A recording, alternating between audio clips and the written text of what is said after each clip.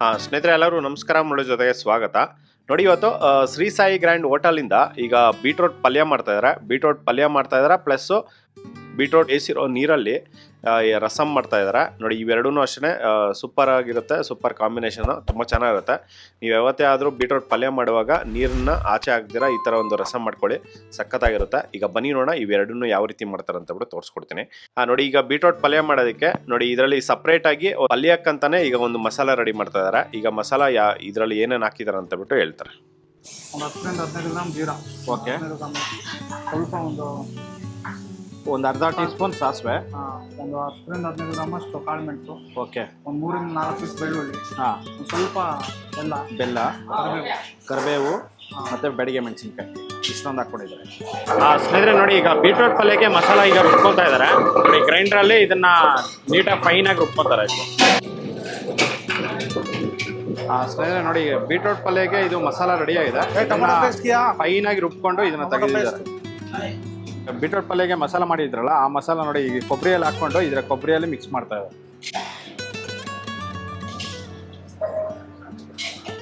ಹಸಿಕಾಯಿ ಇದರಲ್ಲಿ ಕೆತ್ತಡಲ್ಲ 1.5 ನೋಡಿ, ಇದರಲ್ಲಿ 1.5 ಕಾಯಿ ಹಾಕ್ಕೊಂಡಿದ್ದಾರೆ. 1.5 ಕಾಯಲ್ಲಿ ಈ ಮಸಾಲ ಹಾಕ್ಬಿಟ್ಟು ಈಗ ಇದರಲ್ಲಿ ಮಿಕ್ಸ್ ಮಾಡ್ಕೊತಾ ಇದ್ದಾರೆ. ನೋಡಿ, ಇದನ್ನ ಒಂದು 30 ಸೆಕೆಂಡ್ ಮಿಕ್ಸ್ ಮಾಡ್ಕೊಂಡಿದ್ದಾರೆ. ಮಿಕ್ಸ್ ಮಾಡ್ಕೊಂಡು ಇಟ್ಕೊಂಡಿದ್ದಾರೆ.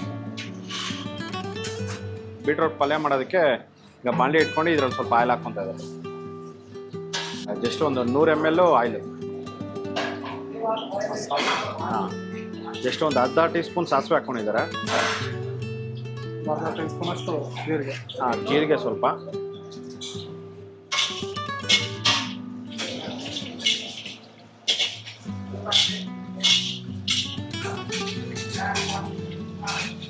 ಜೀರಿಗೆ ಸಾಸಿವೆ ಫ್ರೈ ಆಗಿದ ನಂತರ ಈಗ ಈರುಳ್ಳಿ ಹಾಕ್ಕೊಂತಾರೆ.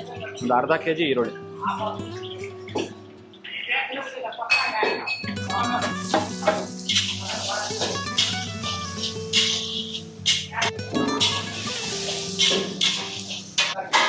ನೋಡಿ ಈಗ ಕರಿಬೇವು ಸೊಪ್ಪು ಹಾಕ್ಕೊಂತ ಇದ್ದಾರೆ. ಎಷ್ಟೋ ಒಂದು ಅರ್ಧ ಹಿಡಿ ಕರಿಬೇವು ಸೊಪ್ಪು,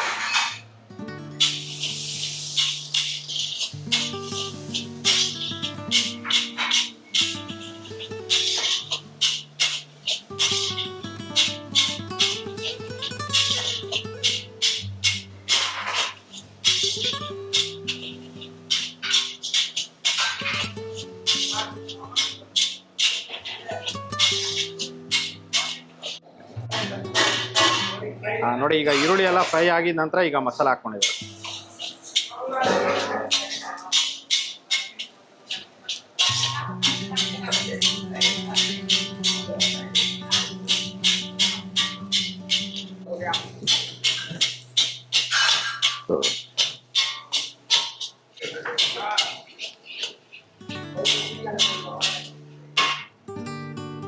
ನೋಡಿ, ಇದನ್ನ 1 ನಿಮಿಷ ಇದನ್ನ ಚೆನ್ನಾಗಿ ಫ್ರೈ ಮಾಡ್ಕೊಂಡಿದ್ದಾರೆ. ಮಸಾಲ ಫ್ರೈ ಮಾಡ್ಕೊಂಡಿದ ನಂತರ ಒಂದು ಅರ್ಧ ಹಿಡಿಯಷ್ಟು ಪುಡಿ ಹಾಕ್ಕೊಂಡಿದ್ದಾರೆ.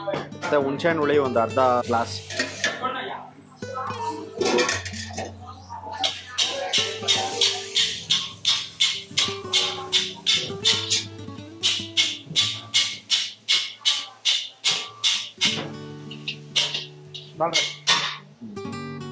ನೋಡಿ ಈಗ ಬೇಯಿಸಿರೋ ಬೀಟ್ರೋಟ್ ಹಾಕ್ಕೊಂಡಿದ್ದಾರೆ.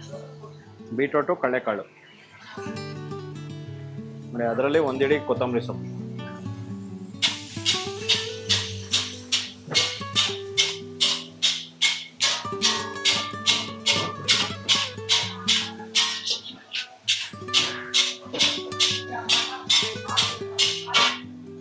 ಸ್ನೇಹಿತರೆ ನೋಡಿ, ಇದೆಲ್ಲ ಬೀಟ್ರೋಟ್ ಹಾಕಿ ಒಂದು 1.5 ನಿಮಿಷ ಇದನ್ನ ಚೆನ್ನಾಗಿ ಫ್ರೈ ಮಾಡ್ಕೊಂಡಿದ್ದಾರೆ. ಫ್ರೈ ಮಾಡ್ಕೊಂಡು ಈಗ ಮೇಲ್ಗಡೆ ಕೊತ್ತಂಬರಿ ಸೊಪ್ಪು ಹಾಕೊಂಡು ಇದನ್ನ ಕ್ಲೋಸ್ ಮಾಡಿದ್ದಾರೆ. ನೋಡಿ, ಸ್ಟವ್ ಆಫ್ ಮಾಡ್ಕೊಂಡಿದ್ದಾರೆ. ನೋಡಿ, ಬೀಟ್ರೋಟ್ ಪಲ್ಯ ಅನ್ನೋದು ರೆಡಿ ಆಗಿದೆ. ನೋಡಿ, ಈ ಥರ ಒಂದು ಶ್ರೀ ಸಾಯಿ ಗ್ರ್ಯಾಂಡಲ್ಲಿ ಬೀಟ್ರೋಟ್ ಪಲ್ಯ ಮಾಡೋದು. ಸ್ನೇಹಿತರೆ ನೋಡಿ, ಈಗ ಬೀಟ್ರೋಟ್ ರಸಮ್ ಮಾಡ್ತಾ ಇದ್ದಾರೆ. ಬೀಟ್ರೋಟ್ ರಸಮ್ ಮಾಡೋದಕ್ಕೆ ನೋಡಿ ಸ್ವಲ್ಪ ಆಯಿಲು, ಸಾಸಿವೆ ಮತ್ತು ಜೀರಿಗೆ,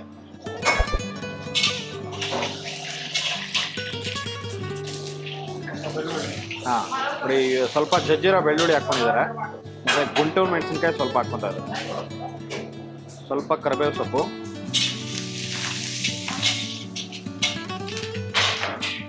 ನೋಡಿ ಇದೆಲ್ಲ ಲೈಟಾಗಿ ಫ್ರೈ ಮಾಡಿಕೊಂಡು ಈಗ ನೋಡಿ ಹಸಿಮೆಣಸಿನಕಾಯಿ ಮತ್ತು ಶುಂಠಿ ಹಾಕ್ಕೊಂಡಿದ್ದಾರೆ.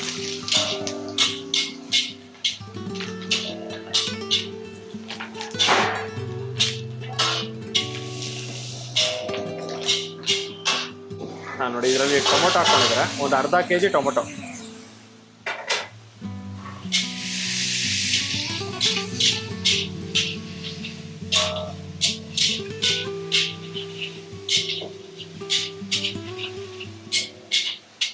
ಅದರಲ್ಲಿ ಈಗ ಕಲ್ಲುಪ್ಪು ಹಾಕ್ಕೊತಾ ಇದ್ದಾರೆ, ಎಷ್ಟು 1 ಹಿಡಿ ಅಷ್ಟು ಕಲ್ಲುಪ್ಪು. ಅದರಲ್ಲಿ ಅರಿಶಿಣ ಪುಡಿ ಸ್ವಲ್ಪ, 1 ಟೀ ಸ್ಪೂನ್ ಅರಿಶಿಣ ಪುಡಿ.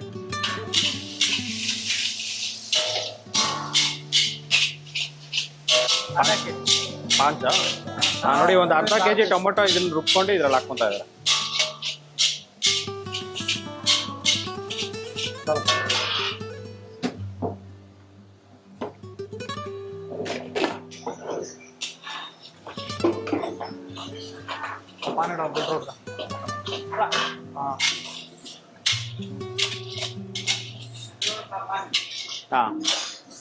ನೋಡಿ, ಇದು ಬೀಟ್ರೋಟ್ ಬೇಯಿಸ್ಕೊಂಡಿರ್ತಾರಲ್ಲ ಆ ನೀರು ಇದ್ರಲ್ಲಿ ಹಾಕ್ಕೊತಾ ಇದ್ದಾರೆ.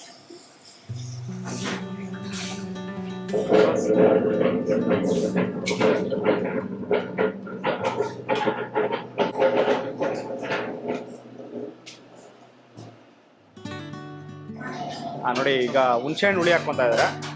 ನೋಡಿ, 2 ಗ್ಲಾಸು ಹುಣಸೆಹಣ್ಣು ಹುಳಿ, 2.5 ಗ್ಲಾಸು ಹುಣಸೆಹಣ್ಣು ಹುಳಿ. ನೋಡಿ, ಇದರಲ್ಲಿ ಈಗ ಅಚ್ಚಬೆಲ್ಲ ಹಾಕ್ಕೊತಾ ಇದ್ದಾರೆ, ಒಂದು ಅರ್ಧ ಅಚ್ಚಬೆಲ್ಲ.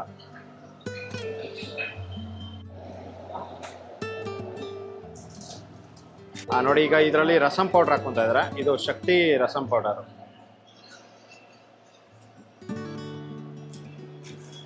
ಎಷ್ಟೊಂದು 3 ಇಂದ 4 ಟೀ ಸ್ಪೂನು ರಸಂ ಪೌಡರ್.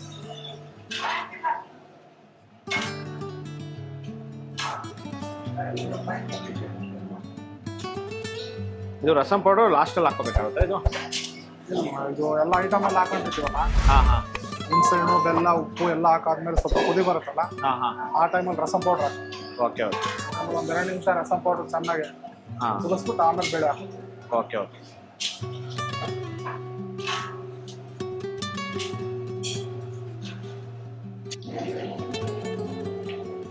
ನೋಡಿ, ಈಗ ಬೇಳೆ ಹಾಕ್ಕೊಂಡಿದ್ದಾರೆ, ಒಂದು 1/4 ಕೆಜಿ ಬೇಳೆ. ಅಲ್ಲ ಸರ್, 300 ಗ್ರಾಮ್ ಅಷ್ಟು ಆದರೆ ಸಾಕು. Okay okay. 50 ಜನ ಸಾಕು. ಹಾಂ.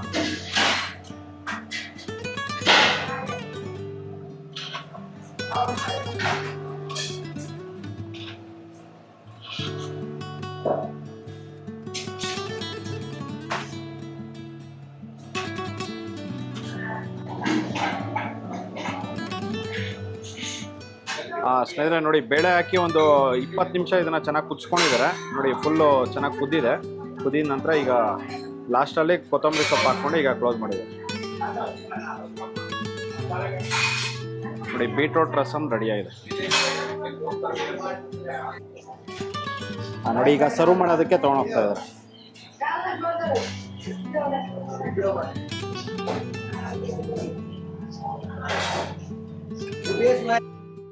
ಸ್ನೇಹಿತರೆ, ನೋಡಿದ್ರಲ್ಲ ಒಂದು ಬೀಟ್ರೋಟ್ ಪಲ್ಯ ಯಾವ ರೀತಿ ಮಾಡಿದ್ರು, ಮತ್ತೆ ಬೀಟ್ರೋಟ್ ಬೇಯಿಸಿರುವಂಥ ನೀರಲ್ಲಿ ಯಾವ ರೀತಿ ಒಂದು ರಸ ಮಾಡಿದ್ರು ಅಂತ ಬಿಟ್ಟು. ನೋಡಿ, ಈ ಥರ ಒಂದು ಡಿಫ್ರೆಂಟ್ ರೆಸಿಪೀಸು ವೀಡಿಯೋಸ್ ಅಪ್ಲೋಡ್ ಮಾಡ್ತಾ ಇರ್ತೀನಿ, ನೋಡ್ತಾ ಇರಿ. ನೋಡಿ, ಈ ಥರ ಒಂದು ರೆಸಿಪೀಸು ಮನೇಲಿ ಮಾಡೋಕ್ಕೆ ಸಾಧ್ಯನೇ ಇಲ್ಲ. ಹೋಟೆಲ್ ಸ್ಟೈಲು, ಕ್ಯಾಟ್ರಿಂಗ್ ಸ್ಟೈಲು, ಮತ್ತು ಮದುವೆ ಮನೇಲಿ ಮಾಡೋವಂಥ ಅಡುಗೆಗಳು, ಈ ಥರ ಎಲ್ಲ ಥರ ಪ್ರತಿಯೊಂದು ರೆಸ್ಟೋರೆಂಟ್ ಸ್ಟೈಲ್ ರೆಸಿಪೀಸ್ ಎಲ್ಲನೂ ವೀಡಿಯೋಸ್ ಅಪ್ಲೋಡ್ ಮಾಡ್ತಾ ಇರ್ತೀನಿ, ಚೆಕ್ ಮಾಡ್ತಾ ಇರಿ. ನೋಡಿ, ಈ ವಿಡಿಯೋ ನಿಮಗೆಲ್ಲ ಇಷ್ಟ ಆಗಿದೆ ಅನ್ಕೋತೀನಿ. ಇಷ್ಟ ಆಗಿದ್ರೆ ದಯವಿಟ್ಟು ಲೈಕ್ ಮಾಡಿ, ಶೇರ್ ಮಾಡಿ, ಸಬ್ಸ್ಕ್ರೈಬ್ ಮಾಡಿ. ಮುಂದಿನ ವಿಡಿಯೋದಲ್ಲಿ ಸಿಗ್ತೀನಿ. Thank you, bye by.